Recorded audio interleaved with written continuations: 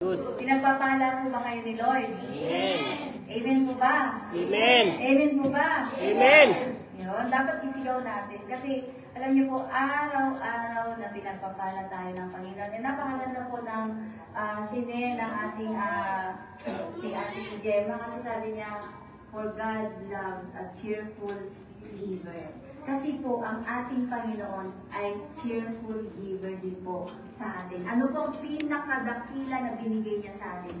Ang kanyang butong na anak. Yun po yung greatest gift na binigay po sa atin ng Panginoon. Sige, tayo nga po tayo at manalangin. Yes, Lord, maraming salamat, Panginoon, sa araw na to. Thank you, Lord God, sa dakilang pagmamahal mo sa amin, Panginoon. And thank you, God, sa bawat isa na nandito, Panginoon. Open our hearts, oh God, open our minds, Panginoon, that your word may penetrate, oh God, in our heart, Panginoon. Mag-sink in ito sa aming mga puso, Panginoon, na mas lalo ka namin papurihan, na mas lalo ka namin dakilain, Panginoon, sa lahat ng kabutihan mo at sa lahat ng katapatan mo, Panginoon. And Lord God, may the words of my mouth and the meditation of my heart be pleasing to you, O Lord, my rock and my redeemer. In Jesus' name I pray. Amen. Hindi po?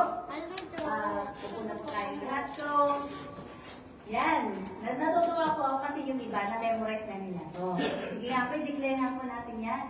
I am highly favored, greatly blessed, and deeply loved. Amen. So, ganyan po yung pagmamahal sa atin ng Panginoon, that we are highly favored, greatly blessed, and deeply loved. And we are the righteousness of God in Christ Jesus. We are righteous not because of our own doing, but because of the cross.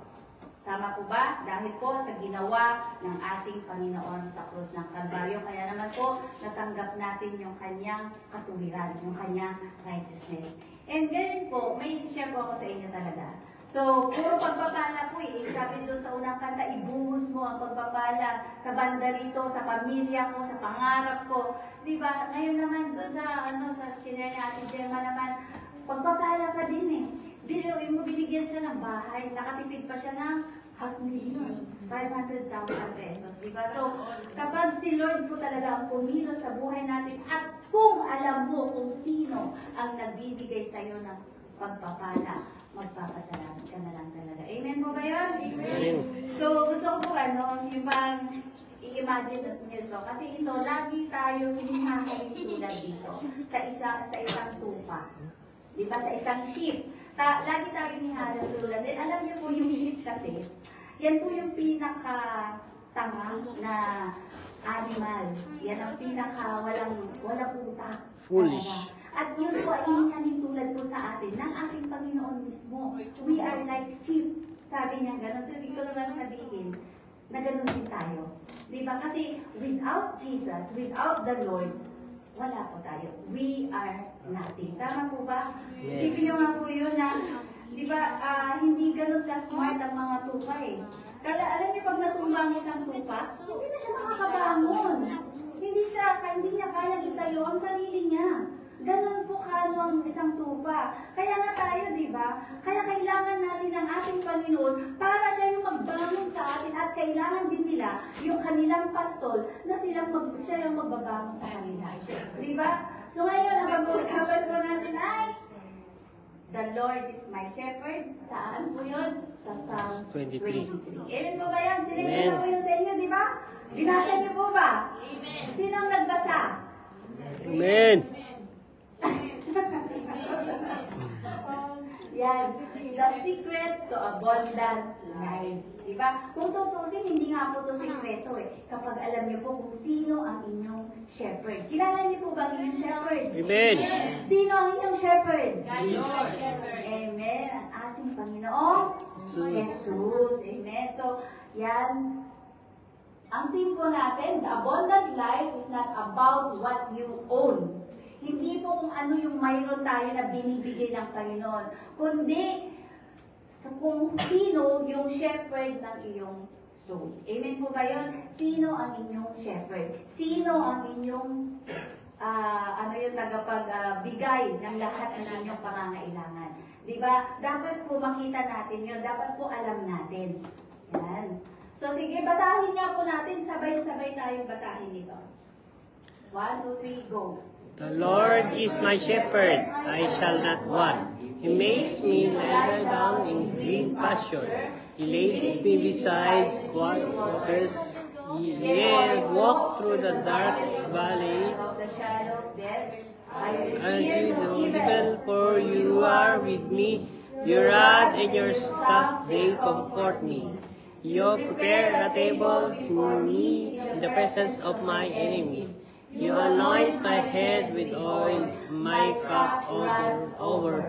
Surely goodness and mercy shall follow me all the days of my life, and I will dwell in the house of the Lord forever. Amen ba yun? Amen. Nagsingkin po ba sa puso nyo? The Lord is my shepherd. I shall not want. Wala na po tayo hahanapin pa kung ang ating Panginoong Jesus ang ating shepherd. Kasi minsan, ang alam lang natin, Savior lang natin siya. Pero hindi natin siya shepherd, di po ba? Pero ano po ba yung mas lalong makikita natin dito para mas lalo pang mag-increase yung pananampalataya natin na ang ating Panginoong Jesus ay ang ating shepherd. Yan. Number 1 point po natin, the shepherd supplies your everyday need, your every need. Tama po ba? Sino ang nagsusupply ng pangangailangan mo? Physical, emotional, spiritual, lahat po ay si Lord ang nagsusupply sa atin. Hindi lang po sa finances, kundi maging sa health po natin. Tama? Sino ang nagsusustain sa atin ng good health? Jesus. Sino ang nagbibigay sa atin ng kalakasan para makapagtrabaho? Sino ang nagbibigay sa atin ng pang-araw-araw na panggastos? Diba? Si Jesus din. Sino ang nag-iingat sa atin? Si Jesus din. Lahat, diba? Ang ating Panginoong Jesus. Kaya naman, minsan, parang end of the world mo na kapag may kakulangan sa'yo, di ba? Pero hindi pala. Dapat, mas i-declare mo pa to. Alam niyo ba, na itong Psalms 23, karaniwang ginagamit sa funeral. Kapag may mga sa mga namatay, yan po yung ginagamit. Sabi ko, bakit kaya ito ginagamit sa funeral? Samantalang napakaganda ng kanyang meaning para sa ating lahat. Di ba?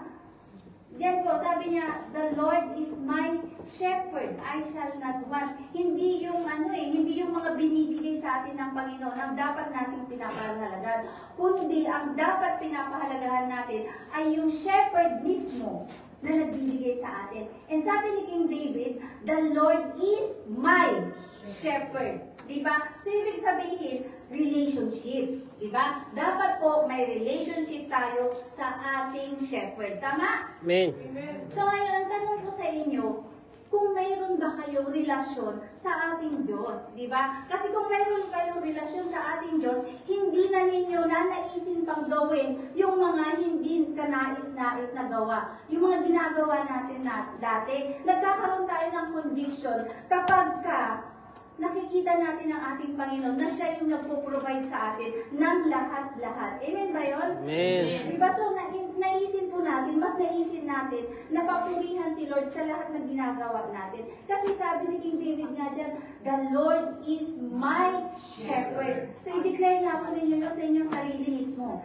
The Lord is my shepherd.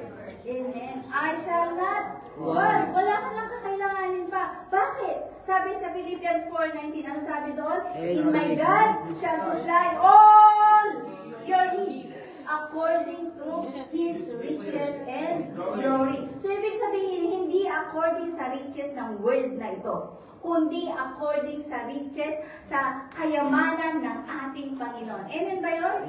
Diba? So, alam niyo po, kapag naintindihan po natin ito, mas lalo pong magiging, yung intimate yung relationship natin sa ating Panginoon. Sabi niya, just like sheep, don't run around stressing where the next patch of grass will be. You don't have to panic about tomorrow if the shepherd is with you. The green pastures are already prepared. Ang ibig po sabihin nito, yung sheep po, hindi sila namumblema. Kapag kung saan sila kakain, kung saan sila matutulog, kung saan sila pupunta. As long as nandyan yung kanilang pastol.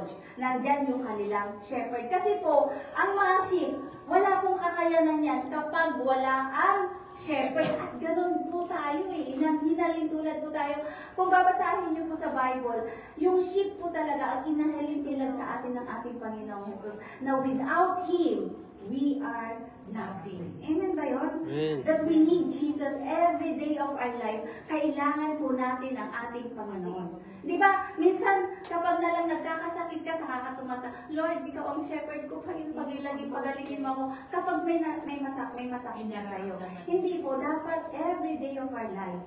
Di ba, dinideclare natin, ang shepherd natin ay ang ating Panginoong Jesus. Amen po ba yun? Amen. Sabi, sila nga, hindi sila nagpapanik. Sabi yan eh, kung ano yung mangyayari tomorrow. Bakit? Mayroon silang shepherd. Hindi mas lalo na po sa atin. We are the highest creation of our Lord. Sino po ang galing sa unggoy dito? O, magtingin na kayo. Diba? Wala pong galing sa unggoy sa atin. Di ba? Kawawis po tayo ng ating Panginoon. We are His highest creation. Di po ba? Amen po ba yun? Amen. Di ba? Lahat po tayo. Create tayo ni Lord. Di ba? Na mahal na mahal tayo. Sabi ko nga, we are created wonderfully, fearfully ng ating Panginoon. Kilala niya tayo from the very beginning pa po ng buhay natin. Hindi man pa po tayo na ilalagay sa sinapupunan ng ating magulang. Alam niyo po, kilala na po ng ating Panginoon tayo. Kilala. As in, alam niya kung ang ginagawa mo. Alam niya yung, na-ordain na niya yung buhay mo, yung magiging buhay mo. Alam niya kapag niloloko mo siya. Alam niya kapag may ginagawa kang hindi maganda. Kahit na, yung bang sinisikreto niyo sa iba na, ay, gagawin ko ito, wala naman nakakakita. Pero, matakot tayo kasi may isang nakakakita sa atin. And that is our shepherd. Amen po ba yun? Amen. Amen. So yan no, if the shepherd is with you, may alalahanin ka pa ba? Mamumroblema ka pa ba? Alam niyo po, may mga walang trabaho po dito, pero nagpapasalamat sila. Bakit? God is providing for them. Amen po ba yun? Kapag nakafocus ka kay Lord, talaga pong ipoprovide niya lahat ng pangangailangan mo. Amen po ba yun? Sabi ni Lord, hindi ka mag-focus sa ibibigay ko anak. Mag-focus ka sa kaya kong gawin sa'yo. Mag-focus ka sa akin. Sige, sabihin mo sa katabi mo, focus on Jesus. Focus on your shepherd. Wala akong katabi. Yes.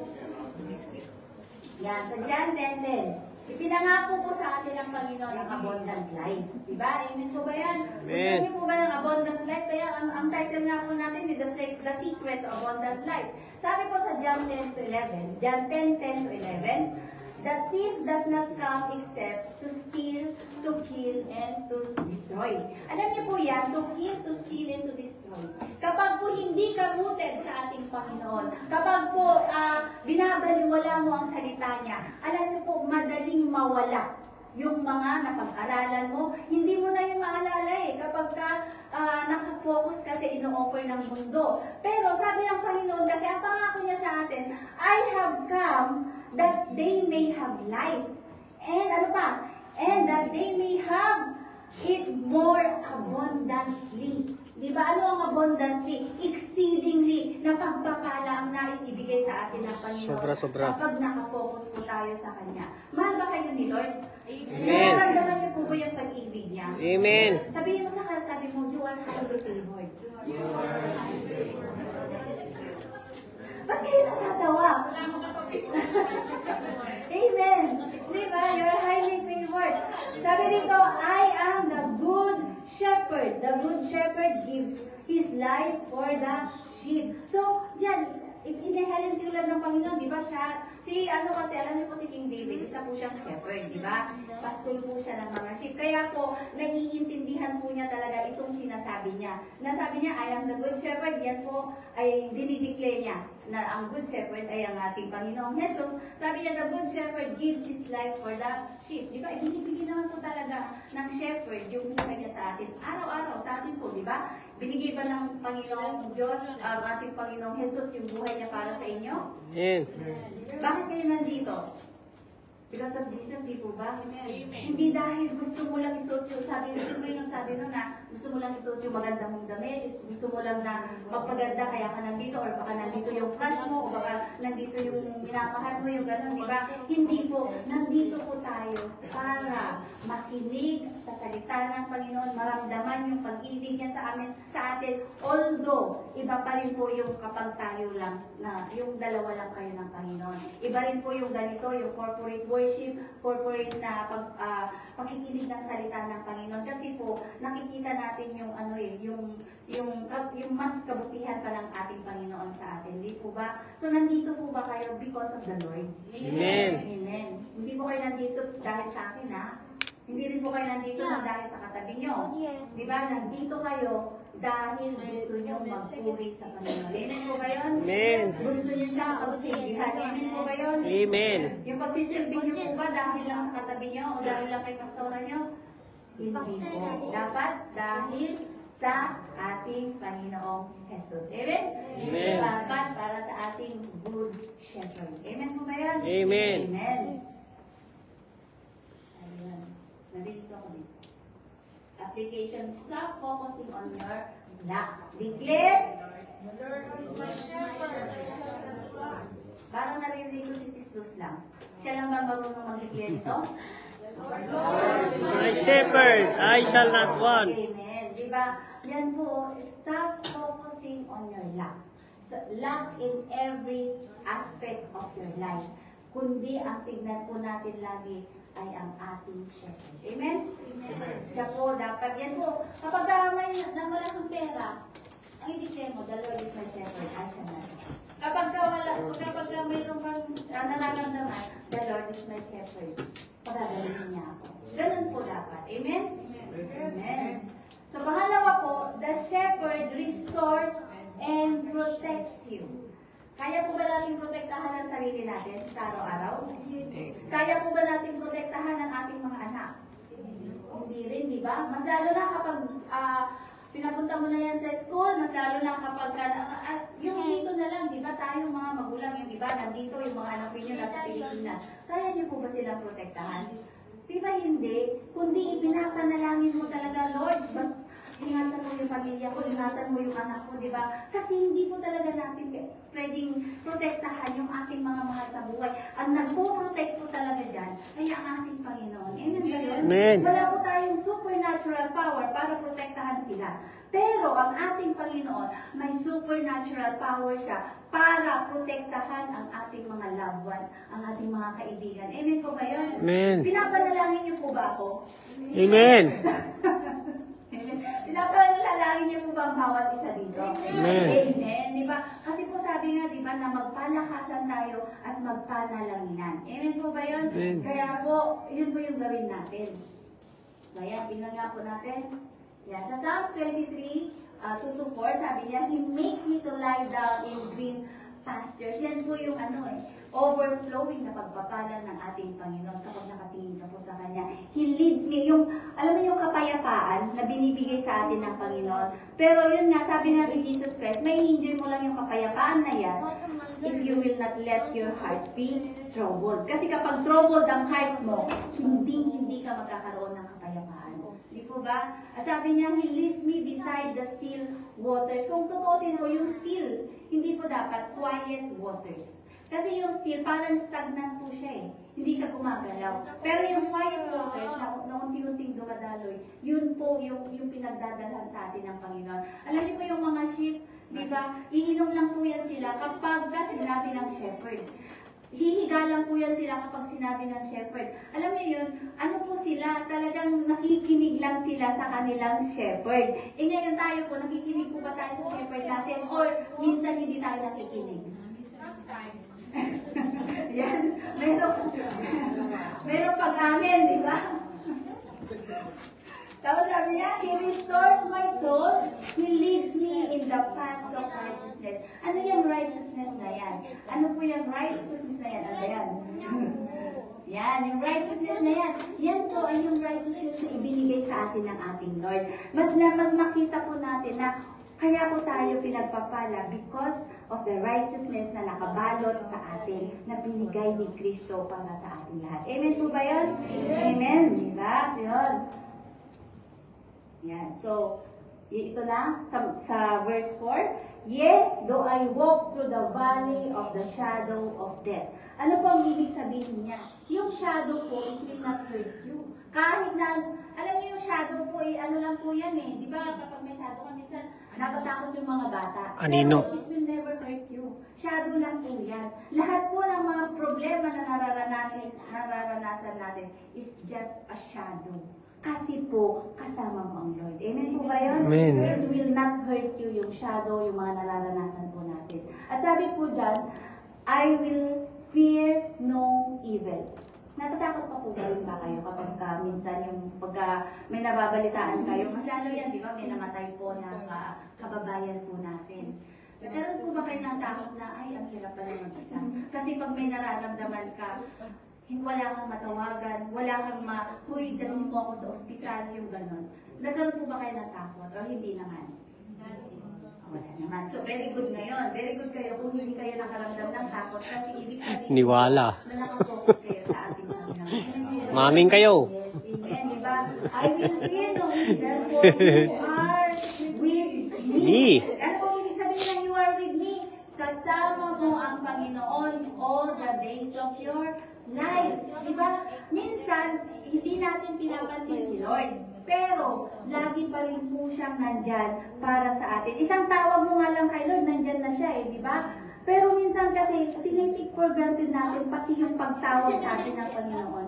And kahapon nga yung pag-share namin kahapon na dapat hindi talaga natin ipinagmamalaki yung buhay na mayroon tayo. Ang pinagmamalaki dapat natin kung sino ang Panginoon sa buhay po natin. Amen po ba yun? Amen. Kung ano yung nagagawa ng Panginoon sa buhay po natin. Kasi wala po talaga tayo may pagmamalaki sa Kanya. Di ba? Ang ipagmalaki po natin ay yung pag-ibig niya sa atin. Ang imarites po natin yung salita niya. Huwag na po natin imarites yung mga kasama natin. Ang imarites natin ay ang ating Panginoong Jesus. Yung goodness niya, yung ginagawa niya sa buhay mo araw-araw. Alam niyo, sabi niya, Yea, though I walk. Alam mo, sabi ni King David, kahit na pinili ko na nasungin ito, sabi niya, na yung bang mga, di ba may mga problema tayo na minsan tayo yung gumagawa ng kapamalaan, na tayo yung yung nagbibigay ng solusyon sa ano natin, hindi tayo nakikinig sa ating Panginoon, di ba? So may mga time tayong ganun. Pero, sabi ni King David, kahit na though I walk through this valley, sabi niya, andyan ka pa rin sa akin.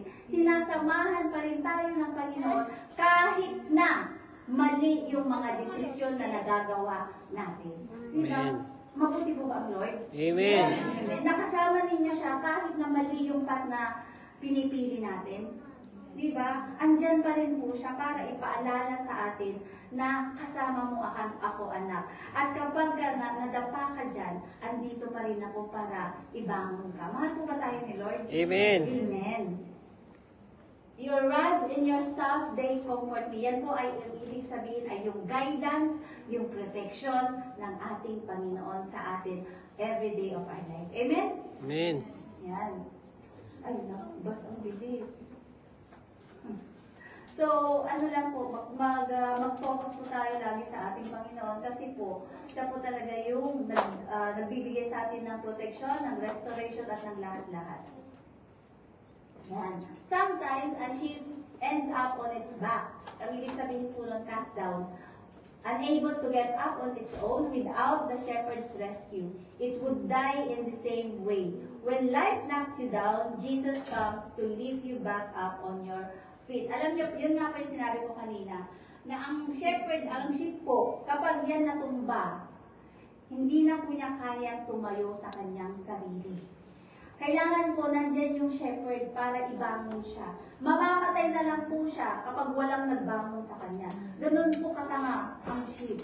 Diba? So, parang sabi ko nga, ganun tayo inihahalin tulad ng ating Panginoon na kapag wala ang Panginoong Jesus sa buhay natin, ano po, hindi po magiging maganda yung kahihinatnan ng buhay natin. Tama? Kasi dati yung lahat, alam niyo po yung mga buhay po natin, hindi naman po talaga tayo ganito dati, di po ba? Amen. Na naniniwala tayo kay Lord. Dati ako din po, wala eh. Hindi ko maramdaman yung presensya ng Panginoon dati sa akin. Dahil kung ano yung gusto kong gawin yun, ang ginagawa ko, wala akong takot sa ating Panginoon na kahit sumusugurin pa kita para awayin kita, wala akong pakialam, kahit sampalin pa kita, wala akong pakialam na kasalanan pala yun. Pero, dahil sa ating Panginoon, binabago niya tayo araw-araw. Amen po ba yan? Amen. Lahat po tayo, yung mga past po natin ay mga testimony po yan. Kung gaano kabuti ang ating Panginoon sa atin. Kaya nga sabi niya, when life knocks you down, kapag ka na-knock out ka dahil sa mga problema, parang isang punch lang ni Pacquiao at na-knock out ka dahil sa mga problema, andyan pa rin ang ating Panginoon para ibangon ka. Amen po ba yun? Amen. Andyan siya para i-restore lahat yung mga nawala sa iyo. Naniniwala po ba kayo na lahat ng mga finances nyo na nawala ay kayang ibalik ng ating Panginoon? Amen. Amen. Di po ba? Lahat yan. Mas lalo na po nung nag-pandemic, sino po ang nawalan dito ng milyon-milyon? Dahil sa pandemic na yan. Wala. Ay, buti naman walang nawalan sa inyo ng milyon-milyon ng pandemic. Di ba? Ikaw lang. Pero alam niyo po, kaya i-restore ng Panginoon yung mga nawala sa atin. Amen po ba yan? Amen. Yan. Sa Psalms 27:1, alam po sabi diyan, the Lord is my light and my salvation. Whom shall I fear? May dapat po ba tayong katakutan? Wala. Kapag si Lord ang ating light, kapag siya ang ating salvation, mayroon pa po ba tayong dapat katakutan? Wala na, di ba? Kapag nakafocus ka pa kay Lord, wala ka na kung dapat katakutan. Sabi pa, the Lord is the strength of my life. So, ibig sabihin po nito, dapat ang kalakasan mo ay ang Panginoon mismo. Di ba? Minsan ang prayer natin, Lord, bigyan mo ako ng kalakasan. Pero dapat, palitan natin yung, Lord, ikaw ang kalakasan ko, Panginoon. Lahat makakaya ko, Panginoon, dahil nandiyan ka sa akin. Ano po sabi sa Philippians 4:13? I can do all things through Christ who give me strength. Okay, I can do all things through Christ who gives me strength. Diba? So, ang maging kalakasan po natin ay ang ating Panginoong Jesus. Amen? Amen. Amen. And sabi niya, of whom shall I be afraid? Diba? So, dalawang beses na sinabi, the Lord is my light and the salvation of my life. Diba? So, meron pa bang katakutan? Dapat wala na po, diba? Kasi po, si Lord lagi siyang nandyan para sa'yo. Amen po ba yun? Amen. And sabi po, diba, if God is for me, Who can be against? me? Diba? Kapag si Lord ay nasa iyo, who can be against you? Diba? Si Lord ang magtatanggol sa'yo. Diba? Sabi nga, keep still lang, kasi I will fight for you, anak. Diba? Yun po yung promise ng ating Panginoon sa atin. Application, whatever valley you are in, sickness, fear, or loss, remember you are not alone. Sige, declare po natin yan. I will fear no evil, for you are with me. Ulitin nga po natin. I will fear no evil, for you are with me. Amen, di ba? So yan po yung mga dapat nating dinideclare. Kapag may kakulangan, di ba? The Lord is my shepherd, I will not lack, di ba? I lack nothing. Di ba? At kapag naman po may mga pagsubok na dumarating sa buhay natin, sino po ang may sakit dito? Wala na. Sino ang may natatakot dito? O wala na rin, di ba? Diba? Sino ang yung maraming nawala sa kanya pagdating sa finances? O wala na rin, o di ba? God is good. Sino ang gutom? Yan, di ba? So, ganun po ang ating Panginoon. Sino ang gutom? Kaya nga po, dapat dinideclare po natin talaga Mayroon. na wala na yung mga yun. Pinalitan na yun lahat ng ating Panginoong Jesus. Amen po ba yun? Amen. Diba? So, ang dapat, ang i-declare po natin, I will fear no evil, for you are with me. Kasama kita lagi, Panginoon, kaya dapat wala akong dapat katakutan. Kahit na nandyan pa yung mga kalaban po natin, di ba? Kasi mga artist na po tayo eh. Huwag po tayong matakot. Laging pray po natin, Lord, I am covered by your blood, Lord God, kaya wala akong dapat katakutan. You are protecting me, Panginoon. Because you are my protection, Lord God. Yun po yung gawin natin. Amen po ba yun? Amen. Kasi minsan kapag nababalitaan tayo, may na ganito, may na ganyan. Ala, paano yan? Hindi na ako lalabas. Minsan ba hindi mo na ako magsisimba kasi ganito. Nadadamay pa yung pagsisimba natin, di ba? Pero, patuloy naman tayo nagtatrabaho. Di ba? Pero sino ba nagbibigay sa atin ng skill para makapagtrabaho? Si Lord, di ba? Amen po ba yun? Amen. Pero bakit ang nadadamay minsan ay ang kanyang dapat nga po all the more na maglingkod tayo sa Panginoon. All the more na mag-increase yung faith natin. All the more na magtiwala tayo sa Kanya. Amen po ba yun? Amen. Amen. Next. Ayan. Pangatlo, last na po ito. The shepherd gives you overflowing favor and eternal security. Amen po ba yun? Amen. Yung favor po na sinasabi dyan ay yung biyaya ng Panginoon na natatanggap natin araw-araw. Alam niyo po ba na nabubuhay tayo because of the grace of our Lord Jesus Christ? Dahil sa favor, hindi natin deserve, pero binibigay ng Panginoon. Hindi natin, Lord, deserve ko to, Panginoon, dapat ibigay mo sa akin to. Hindi po tayo nagaganon kasi wala naman po talaga eh. Because of the grace of the Lord lang po, kaya tayo iniingatan ng ating Panginoon. Kaya po tayo may mga bagong sapatos, kaya po tayo may mga bagong damit, diba? And wag po natin kaliligtaan na ibigay kung ano yung nararapat para sa ating Panginoon. Amen po ba yun? Amen. Amen. Diba? So, overflowing favor. Ang ibig pong sabihin ng overflowing ay higit at sapat at walang hanggan yung pagpapala, yung favor na binibigay sa atin ng Panginoon. And eternal security. Andun po yung secured tayo because we have the Lord Jesus in our life. Amen po ba yun? Amen. Amen. Sa Psalms 23:5 and 6, sige. You prepare a table before me in the presence of my enemies. Diba? Minsan, ito sabi ko, paano yan? Sabi ko na, may enemies ako, pero si Lord, nagpe-prepare siya ng table before me. Di ba? Ibig sabihin po na pwede tayong mag-rejoice kahit may mga problema tayo. Bakit? Kasi we have the Lord Jesus Christ. We have our Savior. Amen po ba yun? Amen. Di ba? Kasi minsan pagka may problema tayo, hindi nakafocus na tayo doon at ayaw na natin magsimba. Pero sabi ng Panginoon, dapat mag-celebrate ka pa rin, anak. Bakit? Kasama mo ako eh. Hindi ka nag-iisa.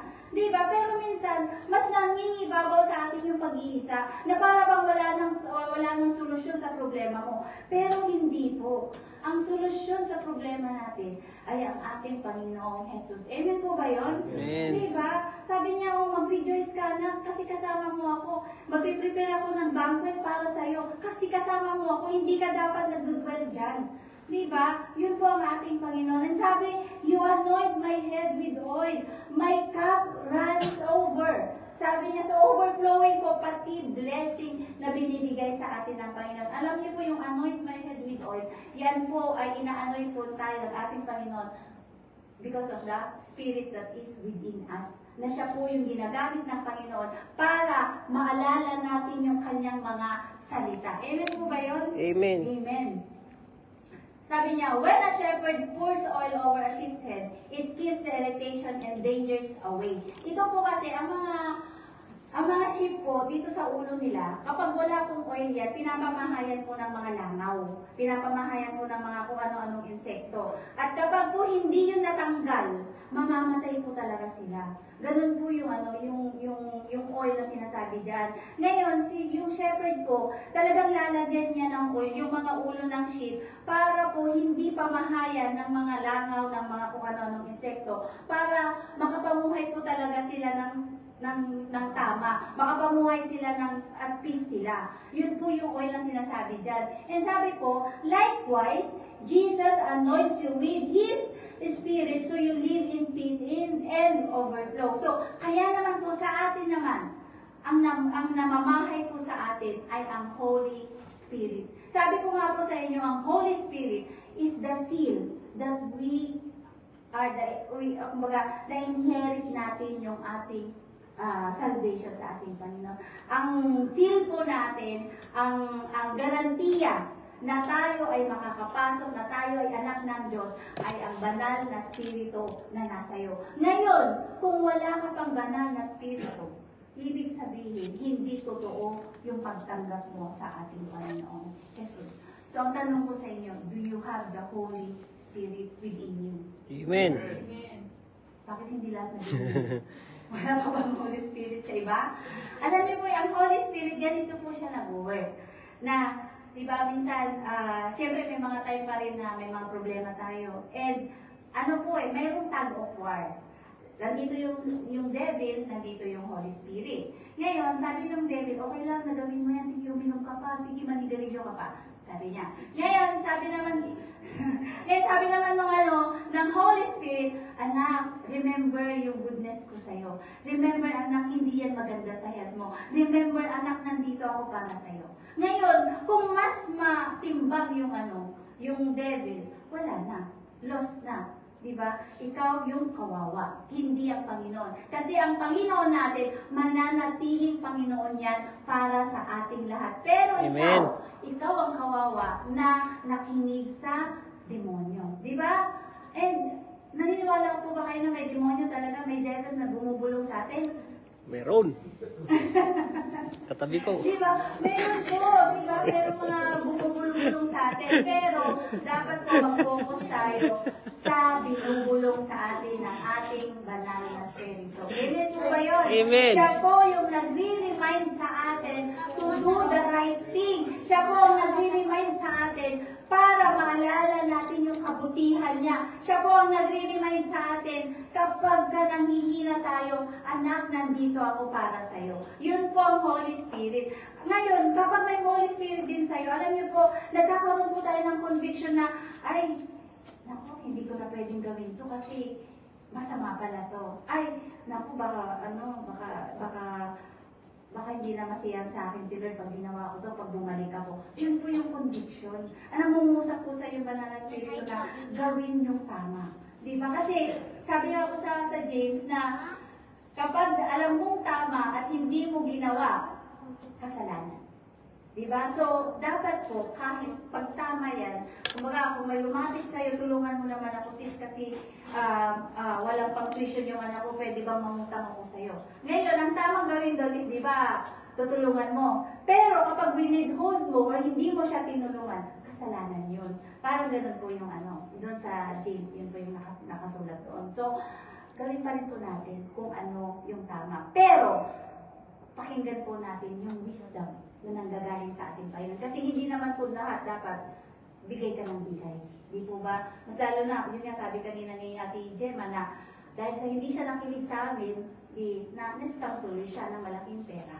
Di ba? So makinig din po tayo sa wisdom na binibigay sa atin ng ating Panginoon. Amen po ba yun? Amen. So ngayon, maririnig nyo na po ang banal na Espiritu. Amen po ba yun? Amen. Amen. So, pakinggan po natin ang Holy Spirit. Dapat po na-activate po siya sa buhay natin. Activated ang banal na Espiritu sa buhay po natin dapat. Hindi po yung nag-grieve siya dahil hindi mo siya pinapakinggan. Amen ba yun? Yan po yung gabay natin. Yan po yung binigay sa atin ng ating Panginoon. Sabi po ni Jesus Christ, I will not leave you as orphans. Sabi niya, ibibigay ko ang banal na Espiritu sa inyo na siyang mag-guide sa inyo para sa mas magandang buhay. Di ba? Pero pag hindi natin siya pinakinggan, hindi magandang buhay may mararanasan natin. Amen? O, ba't ka nag-amen? Ay, hindi magandang buhay pala. Yes,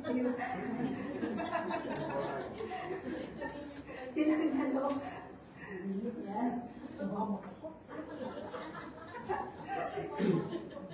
And notice po natin, David says, my cup runs over. Ibig po sabihin nito, not half full, not barely enough, kundi overflowing. Di po ba? Amen po ba yun? Amen. Mamuti po ba si Lord? Amen. Ano po sabi doon sa 2 Corinthians 9:8, kung hindi po ako nagkakamali, in the Lord is able to bless you abundantly. Di ba? So that in all things, at all times, having all that you need, you will abound in every good work. Amen po ba yun? Diba? Amen. So si Lord po, kayang-kaya niya tayong pagpalain ng higit pa sa inaasahan natin. Ganun po kabuti si Lord. Panapakan na po natin ang pagpapalin. Amen. Diba? Overflowing po yung pagpapala na binibigay sa atin ni Lord.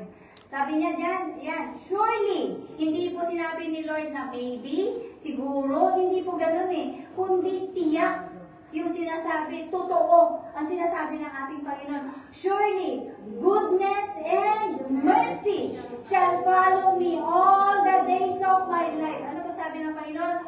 All the days of our life, di ba? And I shall dwell in the house of the Lord forever. Dapat po yan yung naisip natin. Dapat po yan yung maging ano natin, yung tinitignan natin. Magkaroon po tayo ng mind na yung eternity ang iniisip po natin. Hindi po yung iniisip natin ay yung panandalian lamang. Amen po ba yun? Amen. Diba sabi yung nga po sa Colossians 3:2, diba? Set your mind on things above, not on earthly things. Sabi po niya. So, kailangan po, ang focus natin ay yung makalangit na mga binibigay sa atin ng Panginoon. Amen po ba yun? Amen. Hindi yung mga binibigay ng mundo. Panandalian lang po talaga yan. Amen? Amen. Sabi, and I shall dwell in the house of the Lord forever. Gusto niyo po ba na mag-dwell kayo sa bahay ng Panginoon forever? Amen. Kay Lord lang po ay forever. Wala po forever sa asawa natin. Amen. Amen talaga. Wala pong forever sa mga anak natin. Pero kay Lord, may forever. Amen po ba yan? Amen. Amen. So ngayon, para ang mga anak po natin at Stay, wag ka na mag-asawa. mga kapatiran po natin o yung mga mahal natin Wala lang sa palang buhay na forever. hindi pa nakakakilala sa ating Panginoon, ibahagi po ninyo ang inyong shepherd para sila rin po ay magkaroon ng forever. Amen? Amen. Amen. Yan, sa 2 Corinthians, Nanik, ito pala yung sinabi ko kanina, pero yung sinabi ko kanina is NIV. Ito naman sa New King James, in God is able. Ibig po sabihin, kayang-kaya ng Panginoon. Di ba? To make all grace, pansinin po ninyo yung all lahat dyan. To make all grace abound toward you. Kanino? Sa atin, di ba? That you, sabi na naman niya, tayo na naman yan. Always having all sufficiency in all. Sabi na naman, things may have an abundance for every good work. Para po tayo, alam niyo po, kaya grabe po yung pagpapala na binibigay sa atin ng Panginoon para po maging pagpapala tayo sa iba.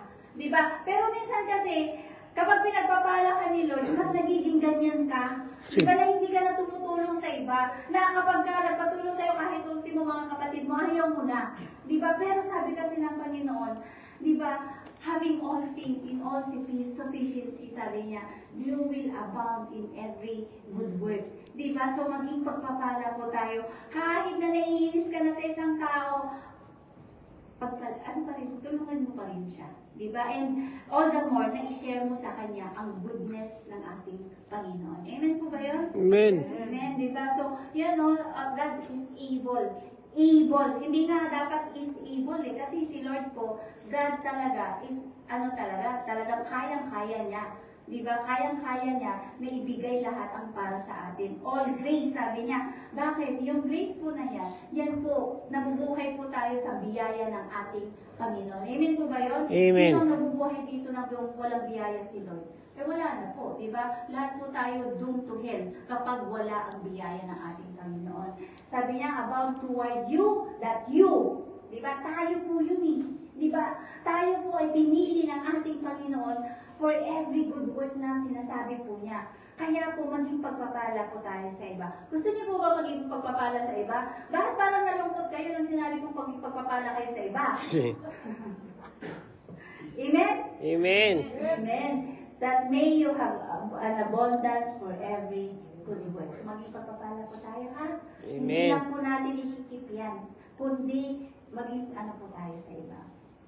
Next, John 10:28. Sabi dito, ito lagi po natin naririnig ito, and I give them eternal life, and they shall never perish, neither shall anyone snatch them out of my hand. So, ibig sabihin, pag hawak ka ng Panginoon, walang makakapag-snatch sa'yo, walang makakakuha sa'yo, kundi, di ba sabi ko nga, kaya mas maganda na, di ba minsan sabi ang kapit lang, ano lang tayo kay Lord, kapit lang tayo kay Lord, hindi. Kasi mas maganda na, si Lord ang nakahawak sa'yo. Kasi kapag si Lord ang nakahawak sa'yo, hindi ka niya bibitawan, hindi ka niya ibibigay sa kalaban. Pero kapag ikaw yung nakahawak sa Kanya, may tendency na hindi mo na makabitaw ka. Di ba sa anak natin, kapag nasa mall tayo, di ba mas maganda na hawak mo siya? Kasi hindi mo yan bibitawan dahil anak mo yan, pag nawala yan. Di ba kasi ganun nangyari sa amin ni Mali? Binitawan ko siya sa home class. Tapos nung hindi ko na siya makita. Wala na sa likod ko. Ngayon pumunta ako dun sa toy store. Akala ko nandun siya, wala pa rin siya doon. Sabi ko, Lord, nasa na yung anak ko? Sabi ko ganun, ninervyusin ka talaga pag nawala ang anak mo. Kahit sino sa atin dito. Pag mahal na mahal mo yan, di ba? Kaya, tapos pumunta ako doon sa huli na pinuntahan namin, nandun siya. At alam niyo, nung nakita niya, ganun na siya, di ba? So, pati siya, ninervyos siya kasi, sabi ng nanay ko, bakit wala dito, di ba? So, ganun po, kapag po tayo, ang hawak tayo ng ating Diyos Ama, hindi niya po tayong bibitawan. Kaya, mas lalo po tayong makinig sa salita niya. Mas lalo po tayong mag-dwell sa kanyang mga salita. Kasi minsan, tinitik for granted po natin. Minsan, nakikinig lang tayo ng salita ni Lord pag nandito tayo every Sunday. Dapat po, every day is a day to worship the Lord. Amen. It's a day para mag-dwell sa kanyang salita. Amen po ba yun? Sabi nila, Lord's Day ang Sunday. Pero hindi po, every day is a Lord's Day. Amen po ba yun? Amen. Amen. Yan. Application, wake up each day with confidence. So, i-declare po natin yan. Surely, goodness and mercy are following me today. Amen po ba yun? Amen. Alam niyo po yung surely goodness, yung following na yan, na sinasabi po yan, ay yung pagpapala ni Lord, yung kabutihan niya, hinahabol po tayo. Hindi po tayo yung humahabol, kundi sabi niya dyan, surely your goodness and mercy will follow us. Pero, ang totoo po niyan, will hand us down. Yung bang, si Lord yung tumatakbo, yung bang para pagpalain ka, para ibigay niya yung mga pagpapala na nararapat sa'yo. Siya mismo, yung nag-chase sa'yo. Ano ba yung Tagalog nun? Mahabol. God is chasing you with His blessings. Amen po ba yun? Amen. Pag ayaw niyo ng blessing, Amen. hindi niya i-declare. Yan, conclusion po natin. The world is chasing abundance. Yan, chasing. Tayo po, di ba? Minsan, chase natin yung abundance and positions. David found abundance in a person, the good shepherd. Dapat po, ang makita natin yung good shepherd natin na nag-provide po sa atin, hindi yung mga binibigay niya, kundi yung shepherd natin, dapat mayroon po tayong relasyon sa Kanya. Gusto niyo po ba mag-increase yung relasyon niyo sa ating Panginoon? Amen. Magbasa po tayo ng salita niya. Amen. Ba't humina na magbasa tayo? Amen.